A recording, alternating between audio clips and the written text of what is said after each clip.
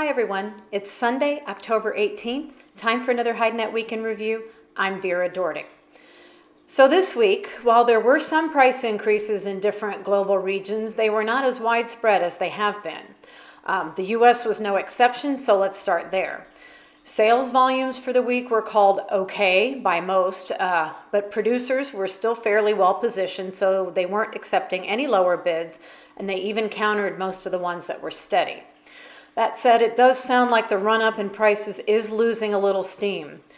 In fact, trading in regular weight heavy Texas steers was minimal, and 62-64 pound selections were steady with last week, which means $24 to $26. Slaughter for the week through Saturday, October 10th was back up at 654,000, for the week ending the 18th, was 654,000. At the same time, export sales were back up again this week now that the autumn Asian holidays are behind us, and combined sales totaled 544,100. Combined shipments, however, were down from last week by 11% at a total of 576,000. Turning to South America, editor Ronald Guiel tells us that the price of fresh hide zoomed up again this week, rising to 87 cents in reals per kilo. So far, TR1 is not reflecting this hike, and it remains steady at US 70 cents per square foot. In other news from Brazil, it was a quiet week, but Reuters reported that Brazil's J&F Investimentos, which is the parent company of JBS, pleaded guilty to violating the U.S. Foreign Corruption Practices Act, and it has agreed to pay $256 million in criminal fines. From elsewhere in Latin America, Argentina had its clothing and footwear sector hit most by inflation in September.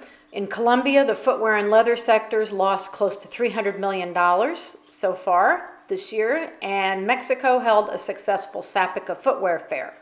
Finally, Marfrig is also moving forward with building a refrigerator in Paraguay. Turning to Europe, editor Andrea Guolo reports that prices are again fairly stable, but there are some increases, and those are linked to the sectors that are currently most active, like furniture and automotive.